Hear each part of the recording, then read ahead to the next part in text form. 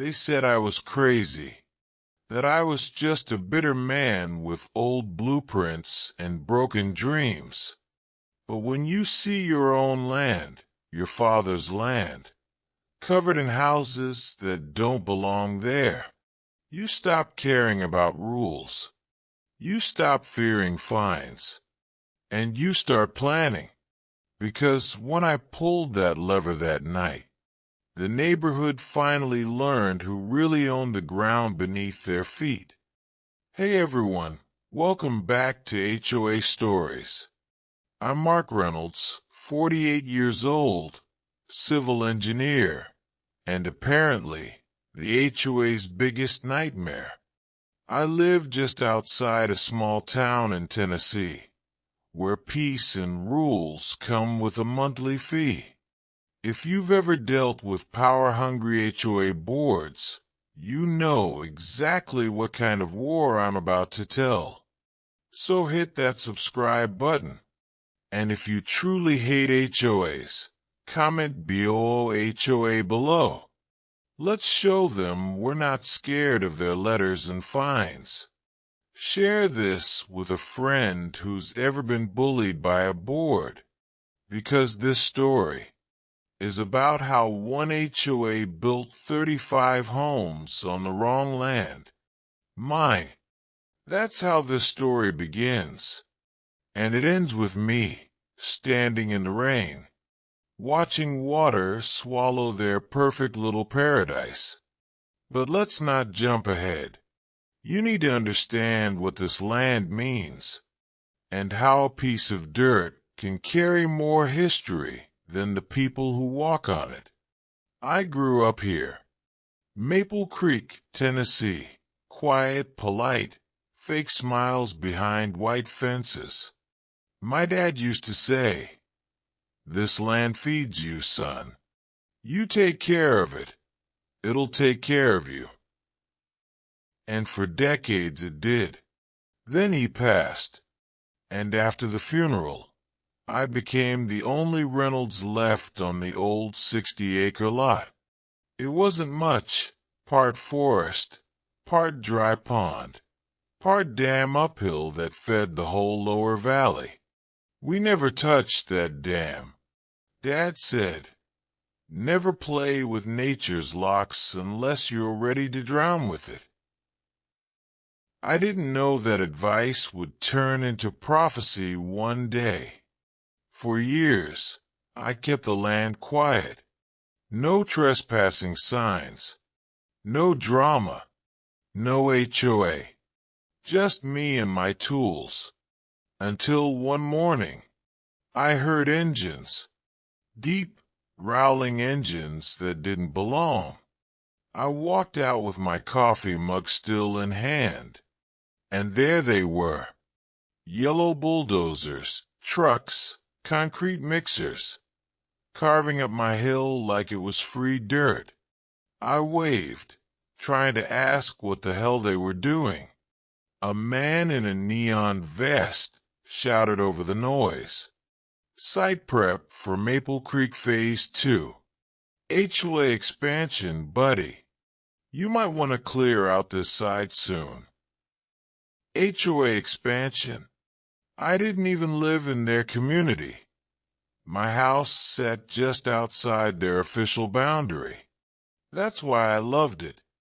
I walked down to the trailer office they'd set up. Inside, air smelled like new paper and cheap coffee. A woman behind the desk smiled without her eyes. "Can I help you, sir?" "Yeah," I said. "You're standing on my land." She blinked, then looked at a map on her screen, then smiled again, tighter this time. "Sir, this is HOA property. It was annexed last year into the Maple Creek Development Plan." I felt my jaw tighten. Annexed. Without my signature. I pulled out my old folder. Yellowed papers, my father's deeds, county maps. Showed her the signature from 1972. "This land isn't city property," I told her. "It's private. You're trespassing." She frowned. "Well, you might want to take that up with the board. They've already approved Phase 2. Phase 2. That was the first time I hated those two words. Next week, the sound of machinery became my alarm clock. They poured concrete, right where my pond used to breathe. I tried calling the county. They said, "Talk to the HOA. It's their development zone now." The HOA said, "Talk to the county. It's a civil matter." Every office passed me like a hot potato. By the time I got an appointment with the city planner, half the land was already flattened. And then came the signs: "Future homes of Maple Creek Estates, Phase 2. With those fake smiling families holding hands in front of a house that didn't exist yet. I went home that night and sat on the porch with a beer. My boots were still muddy from walking the site. I looked at that dam up the hill, and for the first time, I saw it differently. Not just as a chunk of concrete, but as something alive, waiting. Over the next months, things got worse. They built driveways, streets, mailboxes. Perfect lawns rolled out like fake carpet. And when I tried stepping onto my soil to check the water line, a man in a suit walked up.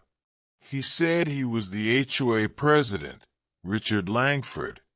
Big teeth, expensive watch, attitude of a man who'd never changed a tire in his life. He smiled the kind of smile that said, "I already own you." "Mr. Reynolds," he said, "I'd appreciate it if you'd respect community boundaries. You're technically trespassing."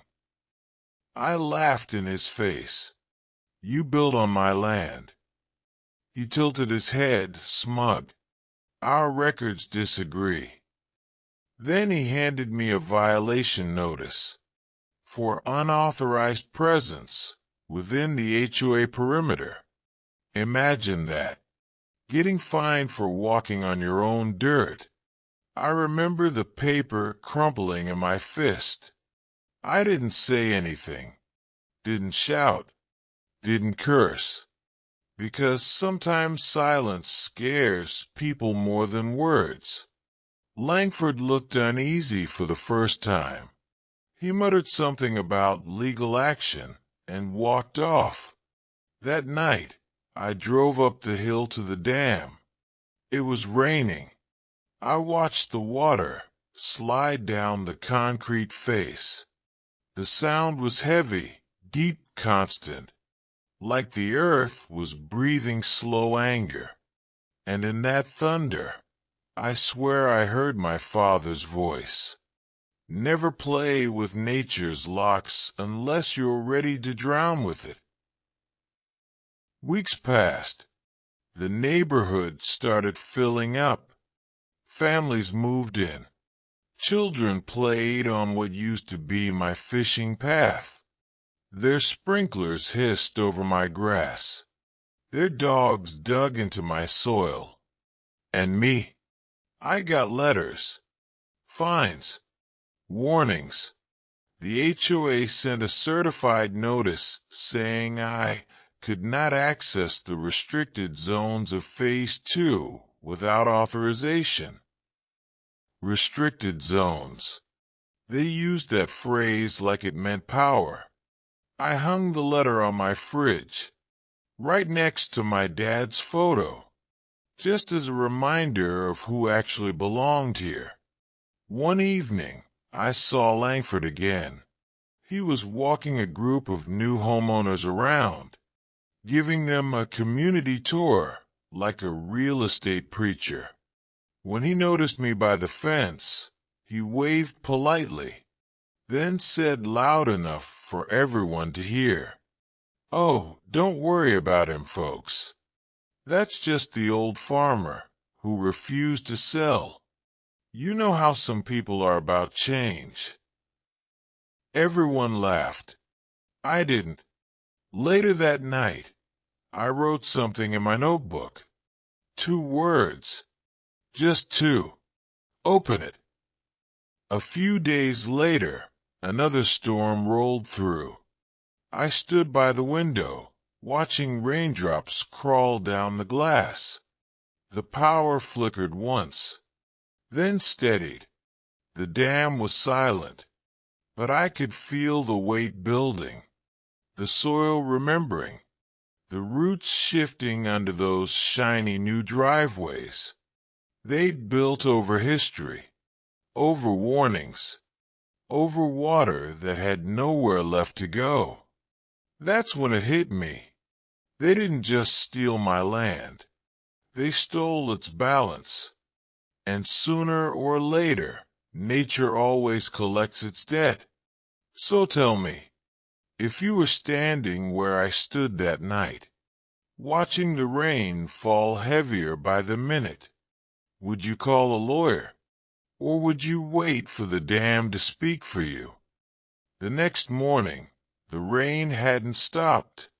It was soft at first, then steady, then mean.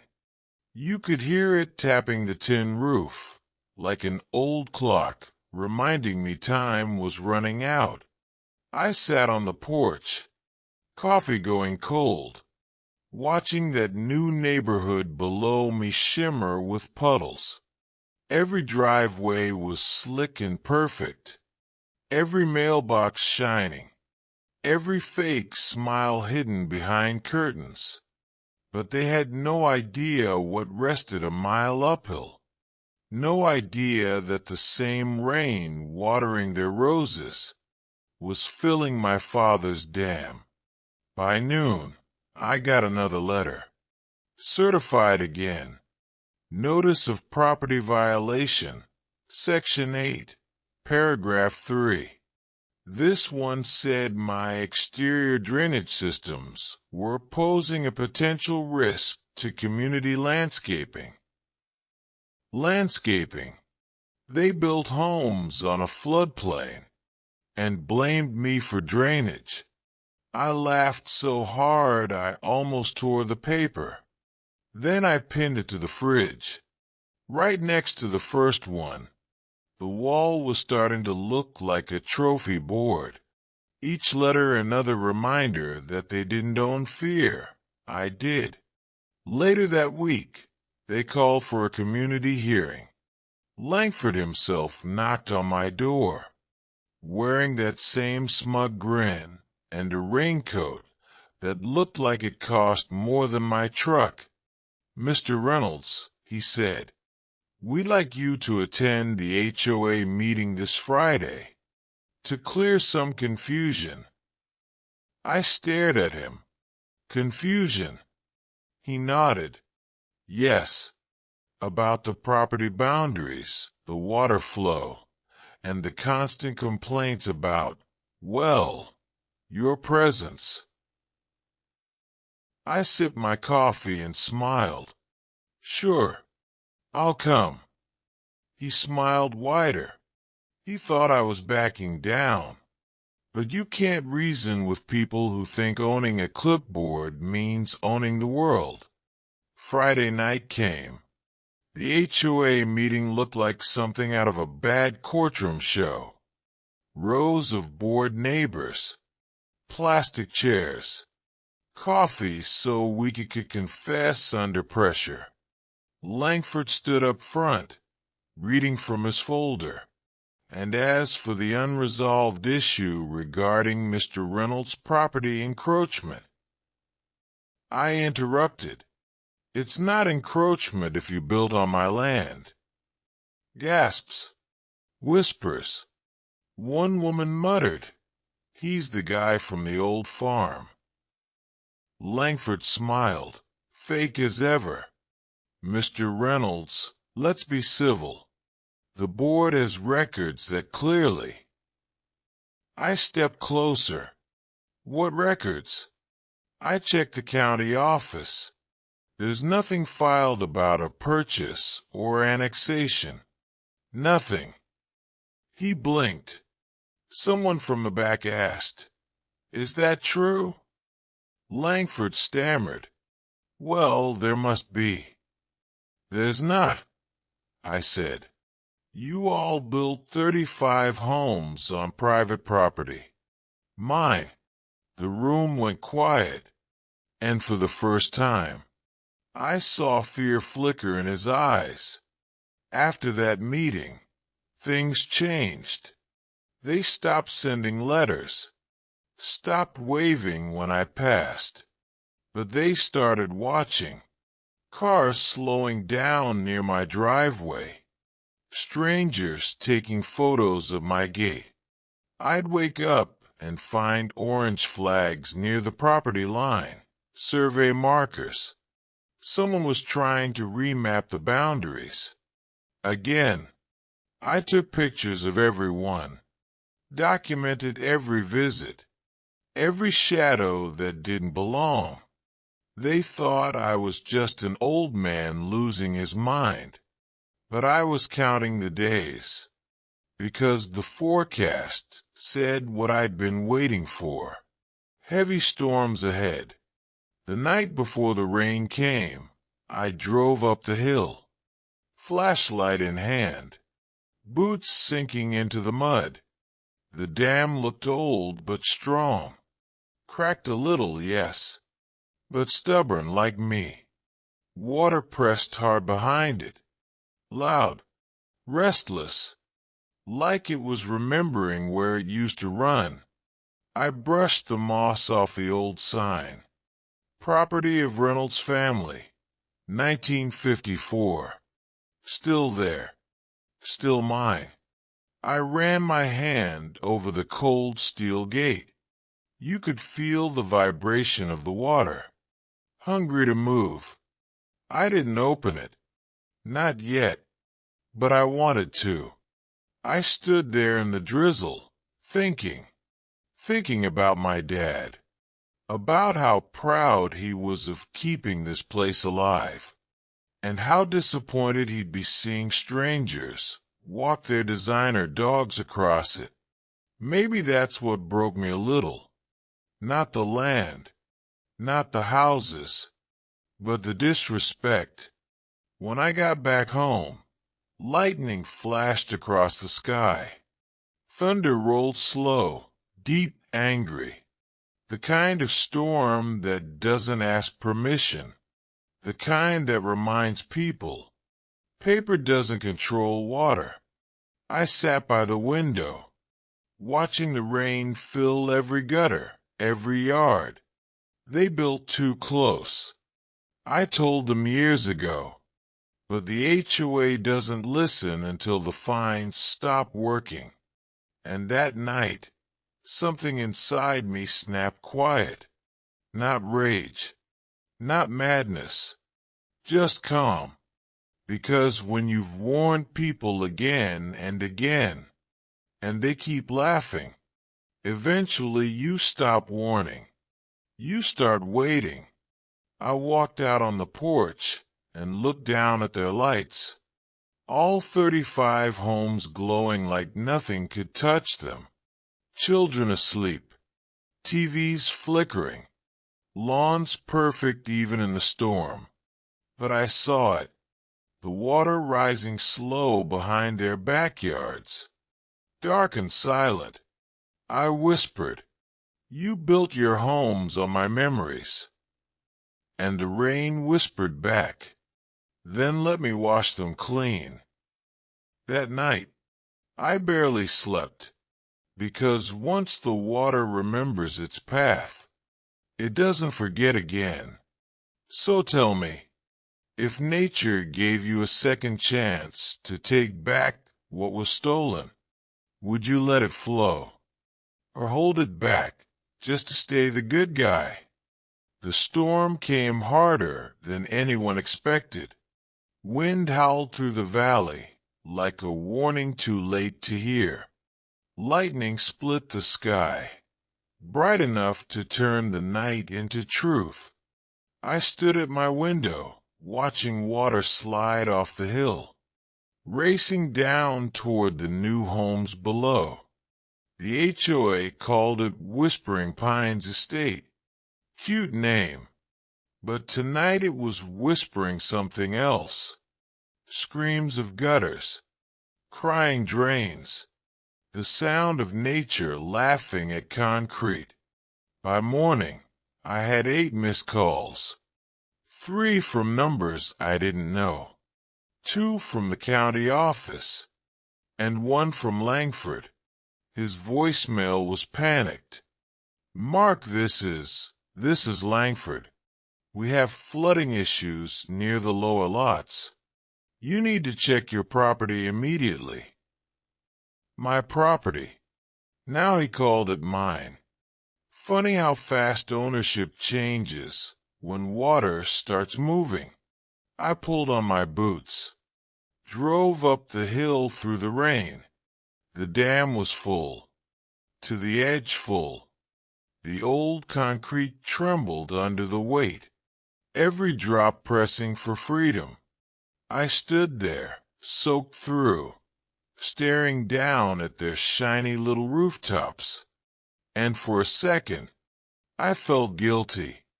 Not because they didn't deserve it, but because the water didn't know who to blame. It only knew where gravity pointed. That's when my phone rang again. "Langford." I answered. "Mr. Reynolds, we've got basements flooding. What are you doing up there?" I laughed quietly, watching it all balance out. He shouted through static, "If that dam breaks, you'll be liable." I said, "No, Langford, you will." And I hung up. I walked closer to the edge. Rain hit my face like nails. The wind screamed across the ridge. The dam's release valve was still locked, rusted tight, hadn't been turned in years. I wrapped my hand around it. It didn't move. It was stubborn, like it knew it wasn't time yet. Maybe I wasn't ready either. That night, the HOA called an emergency meeting. I wasn't invited, of course not, but I could see their headlights gathered down at the community hall. 30 cars lined up like soldiers in surrender. They argued till midnight, lights flickering behind the glass. And somewhere in there, Langford made a mistake. He ordered the construction crew to divert the flow. They started digging near the old runoff channel. On my land again. They thought they could control it, redirect nature with shovels and blueprints. But when you mess with water, you don't redirect it. You just delay it. By dawn, the rain had doubled. Thunder rolled like drums from the sky. The ground shook, and the dam, my father's dam, began to hum. Deep, low, alive. I stood there again, boots in mud, breath fogging in the cold, watching water spill over the lip. Small at first, then more. My phone buzzed. Langford again. I didn't answer. I wanted to, but I knew he'd only beg now. And I wasn't God. I was just a man with a dam and a memory. You know, people think revenge feels hot, like fire, but it doesn't. It feels cold, like rainwater on your hands, like silence after thunder. Because when everything you've warned them about finally happens, it doesn't feel like victory. It just feels inevitable. That evening, When I saw the first house lights flicker out, I knew the hill was ready. And all I said to the dark was, "You should have stayed off my land." So tell me, if the world keeps pushing you to the edge, and the flood keeps rising no matter what you do you still hold the gate closed? Or do you finally let it flow? Morning came gray and heavy. No birds, no cars, just the sound of dripping rain and breaking promises. The lower street was gone. Water covered it like a mirror of shame. You could see rooftops poking out like tombstones of greed. Langford's truck was stuck half under.